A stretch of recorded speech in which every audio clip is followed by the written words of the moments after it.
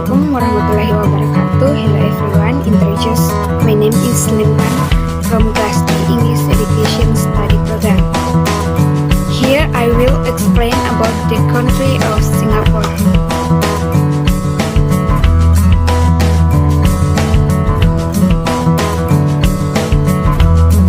A crossroads of trade for centuries, Singapore was annexed by the British in the 1819. British rule was to last some 120 years and gave the island British legal traditions and the English language. During World War II, the Japanese occupied Singapore from 1942 to 1945. After the war, Singapore became a British crown colony, but the power of the British Empire was fading. Singapore's first election was held in 1959. The People's Action Party took the election and has remained in power ever since.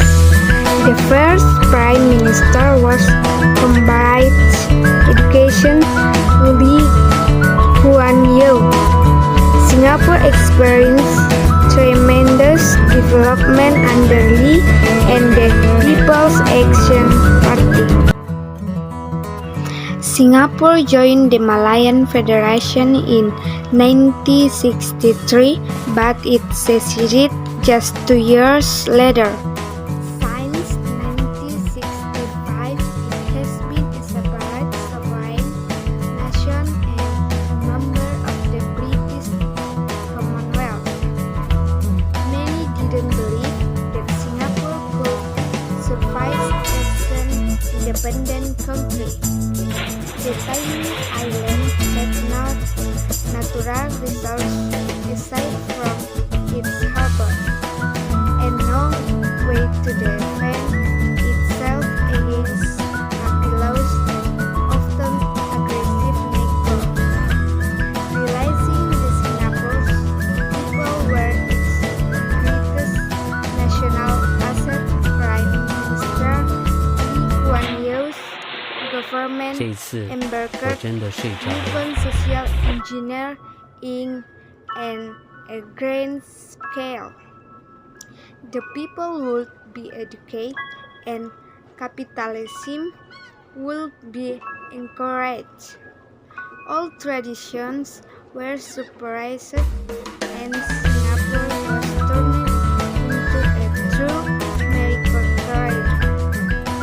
No aspect of life was considered beyond the reach of the government. The three aspects of the social responsibility, social attitude, and skill become an official credo. Citizens were constantly reminded of the threat from Singapore's populous neighbors, and internal dissent was silenced. Tiny Singapore built up defenses force with the most up-to-date technology. Singapore.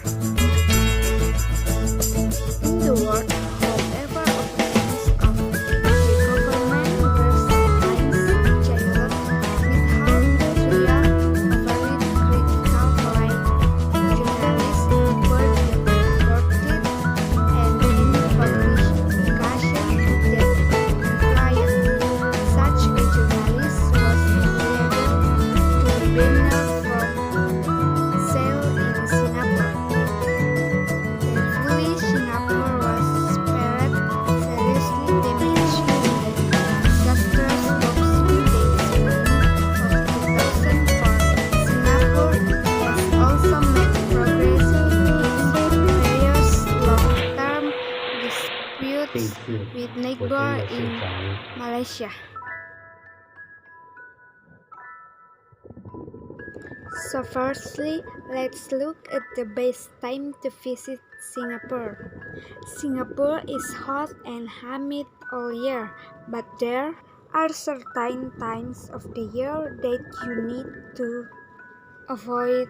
The best time to visit Singapore is from the February to April when the weather is warm and pleasant but also dry.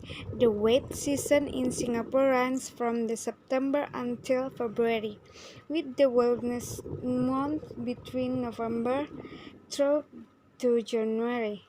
Always pack a raincoat. Always pack a time of the years you are visiting. Rain comes during the dry season. Now let's talk about how to get to Singapore. There's Singapore now. Most people will fly into Singapore. With flights from our major cities around the world. Once you are here, you can get the MART or public bus into the city between 5:30 to midnight from just 185. Also, there is an airport shuttle bus that runs from 6 a.m. to midnight. You can choose to take a taxi, but be aware that taxis in Singapore are not as cheap as they are in the rest of Asia. Expect to pay anywhere between 18 to 40 for a taxi from Singapore Airport to your hotel, which leads us on to how to get around Singapore. Their merged subway system is the fastest and the most reliable way to get around Singapore. Next, cultural orientation and protocol of Singapore. The first Singapore cultural is language. The language in Singapore consists of English, Malay, and Tamil. Which Singapore country has a common language, namely English. English is used for the education system, and then the religions in Singapore consist of Islam, Buddha, Konghucu, Christian, and the others. But the majority of religions in Singapore are Buddha. This traditional house of Singapore is called black and white. Traditional houses in Singapore are very unique because they only have two colors, namely black and white.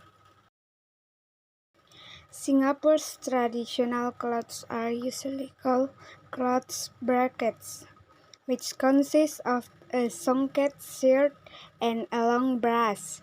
The unique thing about this traditional dress is that it is loosely designed.